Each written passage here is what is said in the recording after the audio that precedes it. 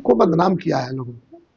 नक्सलवाद तो सरकार हमको भी कहती थी, नक्सलाइटें कहती थी, और बिल्कुल हम इसमें कोई दो राय नहीं है, नक्सलबाड़ी की उपज है कि सरकार सरकारी विद्यालयों को और कॉलेजों को बंद करने जा रहे हैं। भाई, भारतमाला सड़क बनाने के लिए जमीन मिल जा रहा है, आप किसान से जमीन छीन ले रहे हैं, पूछ भी नहीं रहे हैं अभी। शहरी इलाके कम है आपके विधानसभा क्षेत्र में, ग्रामीण इलाकों की संख्या ज़्यादा है। किसानों की स्थिति भी कुछ ठीक नहीं है, सिंचाई की व्यवस्था हो या बीज वितरण में भी जो अनियमितता हो रही है, जी। उसको लेकर के आपने क्या कुछ किया? वहां के जो डीएम है वो अभी भाजपा के नेता बनी हुई है अच्छा, और प्रभारी मंत्री जदयू के हैं, पूरा नियम कानून को ताक पर रख करके। चलिए हम तो पूछेंगे विधायक जी से सवाल और बताएंगे आपके विधानसभा क्षेत्र का हाल। कार्यक्रम में हमारे सामने कैमरे पे मौजूद हैं राम बली सिंह यादव, घोसी विधानसभा से पहली बार चुनाव जीत के यहाँ तक पहुंचे हैं, और सबसे बड़ी बात यह है कि इन्होंने जदयू के कैंडिडेट को पहली बार में ही चुनाव हरा दिया। स्वागत है सर आपका। चलिए, बहुत बहुत धन्यवाद। भाकपा माले गरीब की पार्टी है और विधानसभा भी गरीब चुन ली है। आप पिछड़ा हुआ काफी विधानसभा क्षेत्र है। एक एक करके हम तमाम सवाल जो है विधानसभा से जुड़े हुए लेंगे। जनता ने आपको जिस विश्वास से चुना, उस विश्वास पे आप खरे उतरे हैं, आपको लगता है? कोशिश हम कर रहे हैं इसके, हम जनता के उम्मीदों पर खरे उतरे, इसकी कोशिश जारी है, यही हम कह सकते हैं। एक एक करके हम तमाम सवाल को ले लेते हैं सर, जो जनता का सवाल है। सबसे पहला चीज होता है शिक्षा। मूलभूत जरूरतें हैं जनता की। शिक्षा के क्षेत्र में आपकी क्या उपलब्धि रही है? तो ये शिक्षा के क्षेत्र में सबसे पहले तो खुद मैं उच्च विद्यालय का अध्यक्ष भी हूँ, जी। जो खास करके बिहार में कुछ दिन के लिए जो अपर सचिव के रूप में के पाठक है, पूरा बिहार ने महसूस किया कि किस तरह से न नियम, न कानून, न विधायक, किन्हीं से लेना देना नहीं था।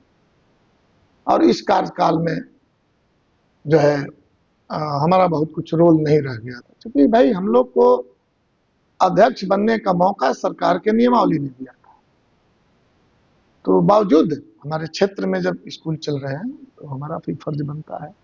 मैं जब स्कूल का विजिट करता था तो पहला सवाल मैंने देखा कि स्कूल में कमरे हैं और कमरे में एक दो बेंच है, बाकी बच्चे पीछे बैठे हुए हैं। यानी स्कूल में भी जहां हम बराबरी के साथ पढ़ना चाहिए, जी जी, बराबरी का पाठ पढ़ेंगे, उसमें भेदभाव है था। तो मैंने सबसे पहले काम किया कि इसका सर्वे मैंने कराया, और जितना भी हमारे क्षेत्र के विद्यालय थे, मिडिल स्कूल और हाई स्कूल, जिसमें मेज नहीं था, मैंने पूछ करके बीओ से और वहां के हेडमास्टर से सबसे पहला काम किया कि मैंने मेज आपूर्ति किया, और मैंने घोषणा कर दिया कि हमारे बच्चे सभी पढ़ेंगे मेज पर, खास करके मिडिल क्लास से ऊपर। एक काम मैंने ये किया।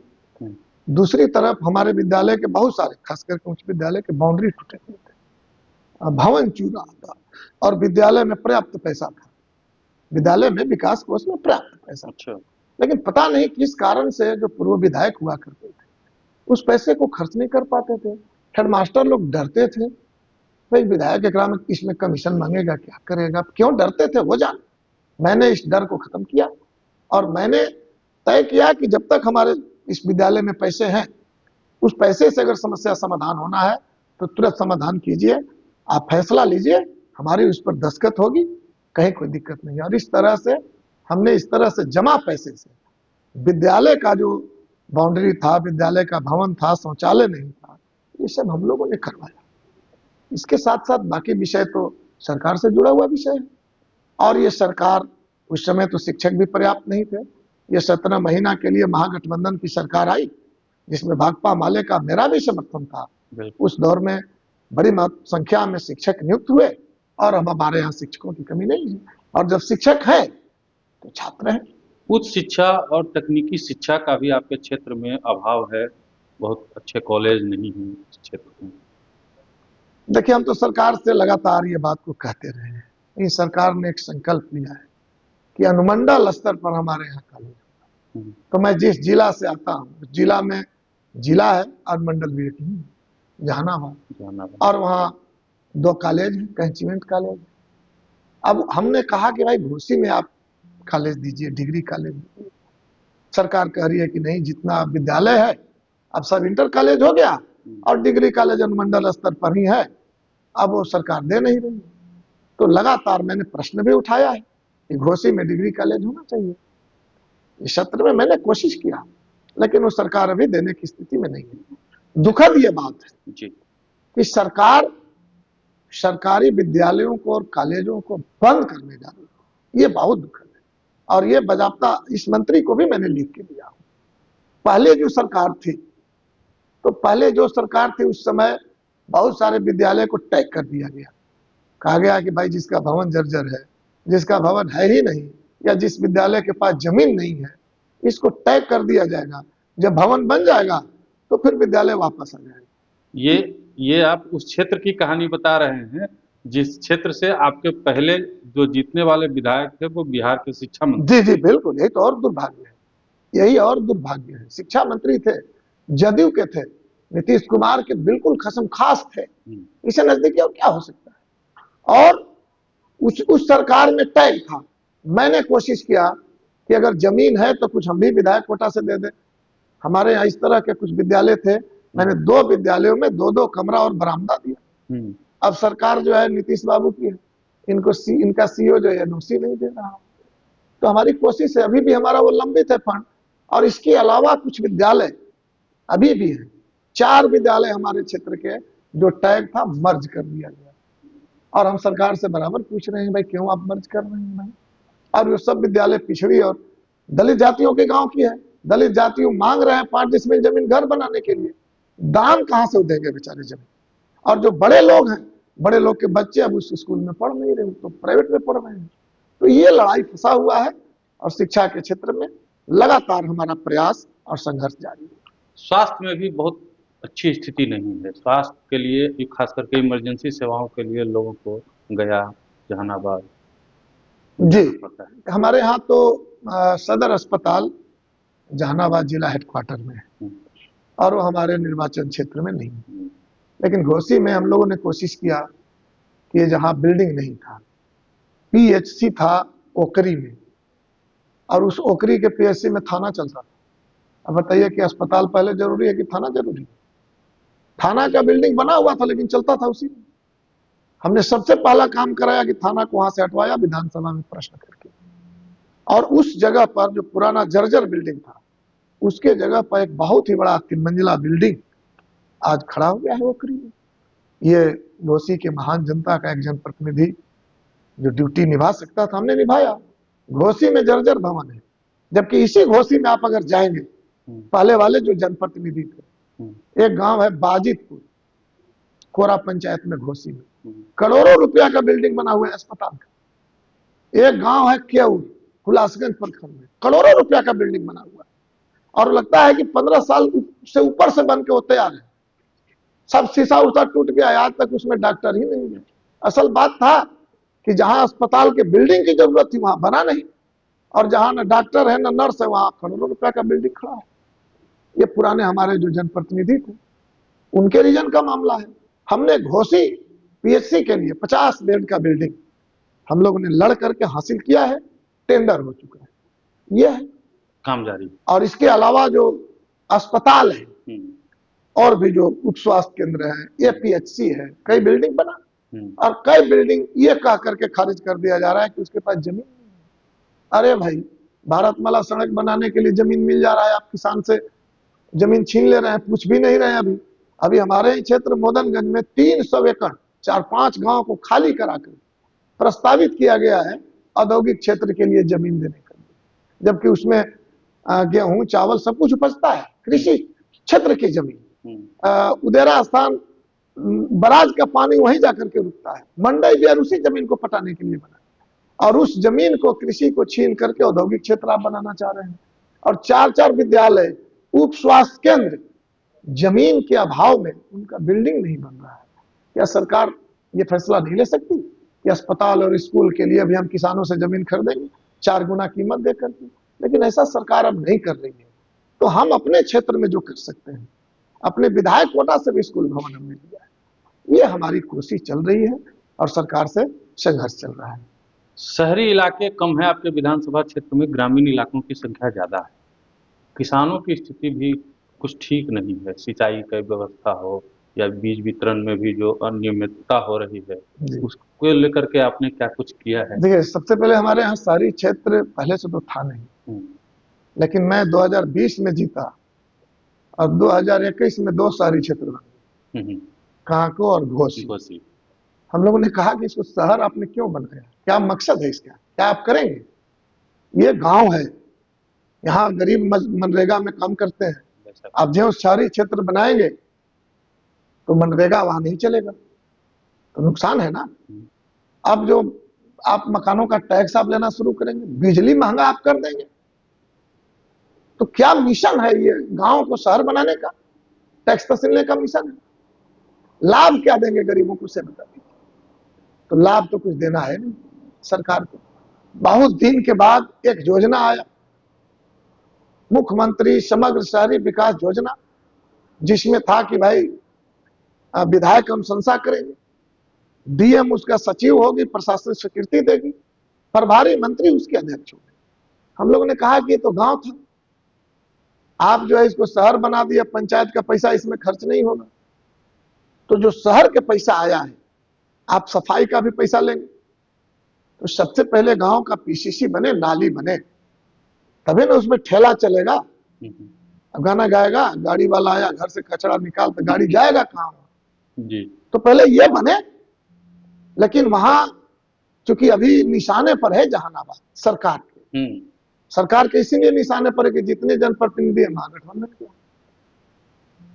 सांसद महागठबंधन के, तीनों विधायक महागठबंधन के। आप लोग जितने दे ही नहीं रहे किसी को। इसलिए वहां के जो डीएम है वो अभी भाजपा के नेता बनी हुई है, अच्छा। और प्रभारी मंत्री जदयू के हैं। पूरा नियम कानून को ताक पर रख करके अभी सोचिए कि कोई पदाधिकारी को जिनको प्रशासनिक स्वीकृति का अधिकार प्राप्त है वो अनुशंसा करेगी, तब तो विधायक कोटा का प्रशासनिक स्वीकृति जिला योजना पदाधिकारी देती है, तो अनुशंसा भी खुद कर लेगी। लेकिन जहानाबाद में यह किया गया, पूरा अपने अनुशंसा करके नली गली को बाईपास करके यहाँ पार्क बनेगा, यहाँ ये बनेगा, छूट सच बनने वाला नहीं है। मैंने किसी तरह से लोगों का विकास नहीं हो, इस दिशा में कोशिश चल रही है। प्रभारी मंत्री अशोक चौधरी जी हैं, डीएम है अलंकृता पांडे, तो ये दोनों को लगता है कि भाजपा जदयू का गठबंधन एक बना लिया है। तो शहर बनाने के पीछे मकसद तो सरकार को लूटना था, विकास के नाम पर सुविधा कम देना है, टैक्स ज्यादा लेना है। तो ये हमारे यहाँ एक जो है प्रॉब्लम है। सिंचाई का जहां साधन है, हाँ। पूरे जहानाबाद जिला में एक परियोजना है, उदेरा स्थान। उदेरा स्थान में बराज है, बराज से नहरें निकलती हैं, मेन नहर निकल गया, और नहर से होकर के जो पानी निकलता है खेत तक, उस खेत में मैंने जब लड़ाई लड़ा तो माननीय मंत्री जी ने कहा कि असल में नियम बना हुआ है 1976 का, उस नियम में है कि मेन ब्रांच के साफ सफाई हम करेंगे और नहर से जो खेत में पानी जाता है उसकी सफाई किसान करेंगे। अतिक्रमण भी है वहां, अतिक्रमण भी है। अब हमें ये बता दें आप कि बिहार में और जहानाबाद में घाटे की खेती जो हो गई है, किसान ने बटिया लगा दिया, मनी लगा दिया है। अब जो बटाई लेने वाला है वो खेत में उपज करेगा कि नहर से लेकर के खेत तक पानी खाली करेगा? सरकार को नीति में बदलाव करना चाहिए, लेकिन इसको नहीं होने के कारण हमारे खेतों में पानी बहुत मुश्किल से पहुंच रहा है। और जहां पानी पहुंच रहा है, मेन ब्रांच जाता है उदेरा स्थान से, हवालीपुर ब्रांच है, उसके बगल में चरुई है, आपको उमराई दिघा है, लक्षण दिघा है। तो जहां पानी पहुंचता है, जहां खेती होती है और मंडी बियर बन रहा है उन्हीं खेतों को पटाने के लिए, उन्हीं खेतों को सरकार ने औद्योगिक क्षेत्र के नाम पर प्रस्तावित किया। बताइए, एक तो जहां जरूरत है वहां पानी नहीं दे रहे हैं, सिंचाई नहीं हो रहा है, और अगर कहीं से सिंचाई का कुछ जगह है जहां खेती हो रहा है, उस जमीन को आप उद्योग बनाने के लिए दे देंगे आप, तो भोजन कहां से चलेगा? जितना भी पूरे बिहार के अंदर जो कृषि फार्म था, उसमें आपने कहीं जेल बना दिया, आपने कहीं डीएम ऑफिस बना दिया, कहीं डीएम का आवास बना दिया, और हम बीज अब खरीदते हैं 100 रुपए किलो मोनसांटो और कारगिल का, और जब धान बेचना होता है पैक्स में तो 23 रुपए किलो बेच रहे हैं, 100 रुपए खरीद कर 23 रुपए बेच रहे हैं। तो जो धान उपजता है, अब आप इसका भी चाहते हैं कि औद्योगिक क्षेत्र के रूप में हो। औद्योगिक क्षेत्र के लिए उसी जगह का आपने चुनाव क्यों किया जहां धान उपजता है? जहां बंजर भूमि है क्यों नहीं किया? तो सरकार की देखिए एक पॉलिसी है, खास करके उत्तर बिहार में जो चीनी मिल है, लोग सुनता था कि चीनी ईख से बनता है, अब नाम है चीनी मिल और उसमें बन रहा है इथेनॉल, चावल से, गेहूं से, मक्का से, ईख से। तो जहां फसल उपजता है उसको इथेनॉल बना दीजिए, या जहां फसल उपजता है उसको औद्योगिक क्षेत्र बना दीजिए। तो ये सरकार की तो दिशा है कि खेती हो नहीं। जिस तरह से अमेरिका से कारगिल, मोनसांटो, इसका बीज किसानों को हम दे रहे हैं, खाने के लिए चावल भी अमेरिका से, जापान से हम ला करके दें, अंबानी अडानी का जो वहां उपज हो रहा है उसको ला करके 100-150 रुपए किलो दें। सरकार की दिशा ये है।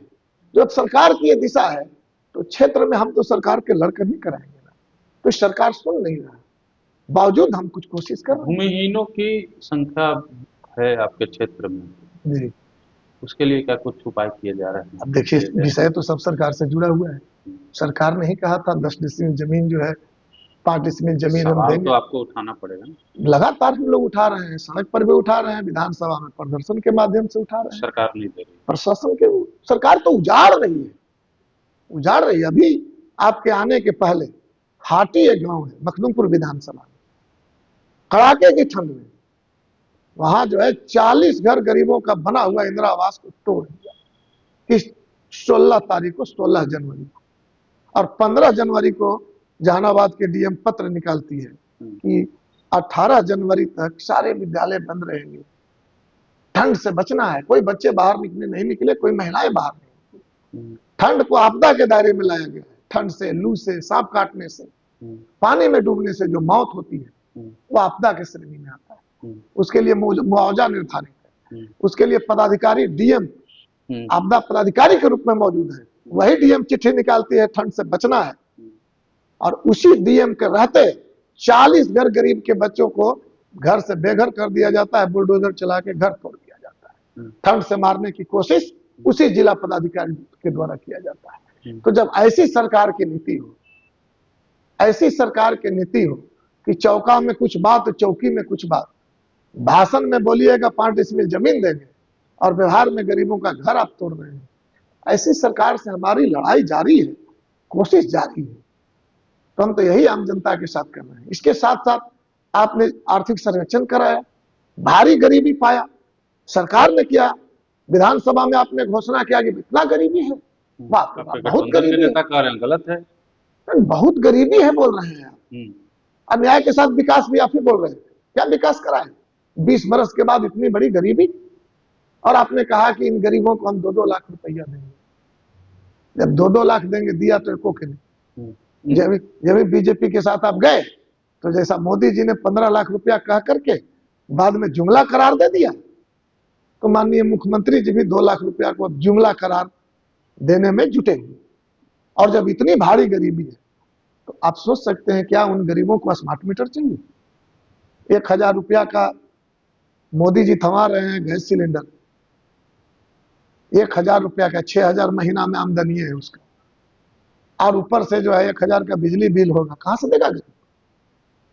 तो इनसे ज्यादा काबिल तो झारखंड निकला ना, जो गरीबों का बिजली बिल माफ कर दिया, 200 यूनिट बिजली फ्री कर दिया। दिल्ली ने कर दिया, पंजाब ने कर दिया, वहां गरीबों की कोई गिनती भी नहीं हुई थी। आपने गिनती किया गरीबों की, और आप जले पर नमक छिड़क रहे हैं, स्मार्ट मीटर ठोक रहे हैं। अपराध के क्षेत्र में घोसी विधानसभा का काफी लंबा इतिहास रहा है जी, आपको भी पता होगा हम किस ओर इशारा कर रहे हैं जी। क्या कुछ बदलाव बीते 4 सालों में आपके कार्यकाल में? मैं तो महसूस कर रहा हूँ, छोटी छोटी घटनाएं तो आपस में, कोई जमीन के लेकर के, ये सब चीजों को तो कभी रोका नहीं जा सकता। आपस में किसी जमीन के लेकर के झगड़ा है, कोई है, या हमारा इलाका जो बॉर्डर एरिया है, गया जिला, नालंदा जिला और पटना जिला, 3 जिला से टच करता है। अब हम तो अपने ही क्षेत्र की बात करेंगे तो बॉर्डर एरिया में कुछ चोरी उरी की घटनाएं, क्योंकि अब जमाना कोई इस तरह से पैदल चल करके नहीं है, अब तो गाड़ी से आया, पिकअप भान लेकर के आया, भैंस खोल के चला गया। तो इस तरह के कुछ कुछ घटनाएं हो जाती हैं, और इस घटनाओं पर हमारी कड़ी नजर है। कई ऐतिहासिक घटना इस तरह के घटी और हमने जिद किया, और जब मैंने जिद किया तो पदाधिकारी अलर्ट हुए, तो नालंदा में जा जाके भैंस पकड़ाया, लेकिन पकड़ाया। तो इस तरह के अपराधियों के द्वारा कोशिश, और हम जिस क्षेत्र में हैं, सरकार एसपी और डीएम तो हमारी नहीं है, सरकार की है, बावजूद जो हम एक्टिव होते हैं, 12 बजे रात को भी हम निकलते हैं, हम 4 बजे भोर में भी अस्पताल का दौरा करते हैं, और कब हम किस क्षेत्र से निकल जाएं जरूर पुलिस वाले अलर्ट रहते हैं कि भाई कहीं शिकायत न मिल जाए, और जब हम दौड़ते हैं तो थोड़ा पुलिस वाले भी दौड़ती है। तो इसको लेकर के अपराध हमारे क्षेत्र में और क्षेत्र की अपेक्षा थोड़ा सा कम है। नक्सलवाद की क्या स्थिति? नक्सलवाद तो देखिए एक विचारधारा थी, और इसलिए कह रहे हैं कि वो विचारधारा को बदनाम किया है लोगों ने। नक्सलवाद तो सरकार हमको भी कहती थी, नक्सलाइटें कहती थी, और बिल्कुल हम इसमें कोई दो राय नहीं है, नक्सलवाड़ी की उपज है, और हम मानते हैं नक्सलवाड़ी का कुछ नहीं है। नक्सलवाड़ी का एकमात्र मानना है कि दुनिया के जो महत्वपूर्ण सवाल हैं दुनिया के, वो सड़क पर हल हुए हैं। इतिहास में सदन में कोई बड़े सवाल हल नहीं होते। तो हमने तो देखा कि इस देश के अंदर भी 3 कृषि कानून जो संसद में बना था, पंजाब, हरियाणा, आपको पूर्वी पश्चिमी उत्तर प्रदेश के लोगों ने 13 महीना तक ये बड़ी लड़ाई लड़ करके जिस सरकार ने सदन में 3 कृषि कानून बनाया था, सड़क पर उसे नाक रगड़वा करके वापस लिया। कहीं ना कहीं तो वो भी एक नक्सलवादी कदम था। तो कहीं ना कहीं सर नक्सलवाद में युवा इसलिए नक्सलवाद की तरफ जो है कूदते हैं, उनके पास कोई रोजगार नहीं होता है, खास करके घोसी जैसे इलाकों में जहाँ पे रोजगार की बहुत कमी है। उसको लेकर के युवाओं के रोजगार को लेकर के आपकी तरफ से कोई ठोस कदम कभी उठाया गया है? देखिए, मैं तो एक साधारण विधायक हूँ। विधायक के पास अपनी जो स्वतंत्रता होती है वो एक छोटी सी राशि, बहुत छोटी सी, उससे गाली ज्यादा मिलता है, ताली कम मिलता है, वह है विधायक कोटा। भाई 2-3 करोड़ रुपया आप दे रहे हैं, 2000 गांव है, आप इतना दिन से विकास करा रहे हैं, करोड़ों करोड़ रुपया, अरबों अरब रुपया आपके पास है, पंचायती राज व्यवस्था है, मुखिया समिति, जिला परिषद है, ये तमाम लोगों के बावजूद अभी तक विकास हुआ नहीं। ये बड़ा सवाल है सरकार का, और एक विधायक बनाकर ये सारी समस्याओं को हल कर दिया जाए, ये तो पूरी तरह संभव नहीं है। इसीलिए मैंने कहा कि मैंने अपने क्षेत्र में विकास के बदले विश्वास का स्थान हमने दिया है। हम कोशिश किया है कि जितने भी गरीब, दलित, पिछड़े लोगों का गांव है, उन तमाम लोगों के गांवों में कोई ना कोई उनके जनप्रतिनिधियों का एक बोर्ड दिखाई दे छोटा, ताकि उनको विश्वास हो कि आने वाले दिनों में इस रास्ते से विकास हो सकता है। इसके अलावे तो मेरे पास स्वतंत्र रूप से कुछ नहीं है। इसके अलावे तो सरकार के मर्जी पर है। अब ये सड़कें जितनी है, महागठबंधन की सरकार जब बीच में आई थी 17 महीने, वो सरकार जब से गई है, एनडीए के साथ नीतीश बाबू चले गए, तब से पूरे बिहार में एक भी सड़क टेंडर नहीं हुआ है। लिस्ट बड़ा बड़ा है कि विधायक जी, रामबली बाबू, आपके यहाँ 27 गांव जो सड़क से जुड़ा हुआ। सड़कों की बात चली तो याद पड़ा, ग्रामीण इलाकों में अभी भी अभाव है सर सड़कों का। बिल्कुल अभाव है, जो पुरानी सड़कें हैं टूटी हुई है, लेकिन ये सरकार आश्वस्त करे हाँ बन जाएगा, लेकिन महागठबंधन की सरकार जो बीच में आई थी, उसके जाने के बाद एक भी सड़क का टेंडर नहीं हुआ है। रोज नया कानून बन रहा है कि भाई ऐप से होगा सर्वे। प्रभारी मंत्री, आपके जिले के जो प्रभारी मंत्री हैं वो भी तो उन्हीं का विभाग है। हाँ, उन्हीं का विभाग है, उन्हीं का विभाग से ये बना हुआ है। विधायक का आवास नहीं, कांटी उटी मार के देख लीजिए। मैं नहीं लगता है कि 2-3 विधायक से ज्यादा इसमें निवास कर पाएंगे, गिरना ही है इसको, क्योंकि विकास के भीतर कुछ दूसरा मामला है। विकास रहता तो अगला सड़कें बन जाती ना। रोज केवल फैसला लिया जा रहा है, बढ़िया सड़क बनाने के लिए ये बनेगा, ये बनेगा, राजनीति ज्यादा हो रहा है, काम कम हो रहा है। तो अब सड़क हम लोग तो अनुशंसा किए हैं, अब सरकार का काम है बनाए सड़क। अब ये सदन शुरू होने वाला है बजट से। पूरे विधानसभा की बात करें विकास की, तो ओवरऑल आप संतुष्ट हैं? विकास से? तो मैं तो खुद ही कह रहा हूँ, मैं जनता को विश्वास केवल हासिल करने में जरूर सफलता हासिल किया है कि जो विकास संभव है वो मैं करा रहा हूँ, और जो विकास हमसे जुड़ा हुआ नहीं है उन तमाम सवालों पर लगातार संघर्ष मैं कर रहा हूँ। यह हम जनता जानती है, जनता शरीक भी होती है उसमें, जनता शरीक भी होती है उन लड़ाइयों में। अंतिम सवाल है, दोबारा अगर पार्टी मौका देती है जी चुनाव लड़ने का, जी तो क्या क्या योजनाएं आपके विजन में है कि जो घोसी के लिए हो जी सकती है, जो आप दोबारा अगर चुन के आइएगा तो कीजिएगा? सबसे पहले तो मैं कह रहा हूं कि अभी तो विश्वास हम्म, का हम लोगों ने इसको मिशन बनाया, हम्म, महान जनता का विश्वास हासिल करना। हम्म, जिस विश्वास में था कि आपके विधायक सहज आपसे मिलेंगे, कभी भी मिल सकते हैं, कहीं भी मिल सकते हैं, हम्म, किसी भी भाषा में, किसी भी अंदाज में आप उनसे बात कर सकते हैं, ये मैंने विश्वास दिलाया। दूसरा, इतना दिन में जो सैकड़ों करीब टोले हैं जहां कोई विधायक का कोई बोर्ड नहीं लगा कि इन लोगों के कोई विधायक जीते ही नहीं थे कभी जीवन में, तो मैंने कोशिश किया 293 योजनाएं, जिसमें सबसे ज्यादा संख्या गरीब और दलित और पिछड़े के टोले में है, ये हमने दिया है। और सरकार की जो विकास विरोधी नीति है, जिसके तहत एनओसी नहीं मिल रहा है जमीन, कई योजनाएं सड़क पर नहीं उतर रही है, इसके लिए हम संघर्ष कर रहे हैं।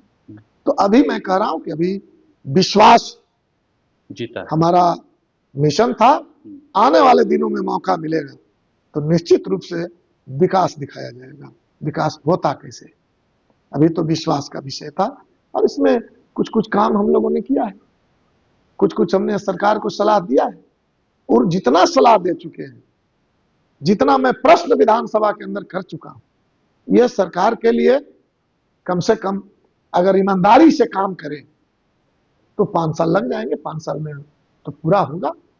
और लेकिन वो सरकार करने का नियत नहीं है, और इसीलिए मैं तो कह रहा हूं राजनीतिक रूप से मैं लगातार जद्दोजहद करने के बावजूद इस निष्कर्ष पर पहुंचा हूं कि नीतीश कुमार जी के नेतृत्व में अब बिहार घोसी बहुत आगे नहीं जा सकता। चलिए, धन्यवाद आपका। और हमने सुना दिया, रामबली सिंह यादव कोसी विधानसभा के विधायक हैं, इनकी तमाम जो बातें हैं, विकास योजनाएं हैं और आने वाले दिनों में क्या कुछ ये करेंगे वो सुनवा दिया है। अब इनको 100 में से कितना नंबर घोसी विधानसभा क्षेत्र की जनता देती है, ये देखने वाली बात होगी। और दोबारा जब ये चुनावी मैदान में उतरते हैं, जैसा कि इन्होंने बताया, पार्टी अगर टिकट देती है तो दोबारा अगर चुनावी मैदान में उतरते हैं तो जनता का विश्वास जीतने में कितना सफल हो पाते हैं, ये तो आने वाला वक्त ही बताएगा। तब तक के लिए बने रहिए हमारे साथ, और अगली कड़ी में हम मिलते हैं एक और विधायक जी के साथ। उनसे भी सवाल हमारे ऐसे ही होंगे, कड़वे सवाल, जैसे विधायक जी के साथ हुआ, और तमाम जो सवाल होंगे जनता के वो उनसे भी पूछे जाएंगे।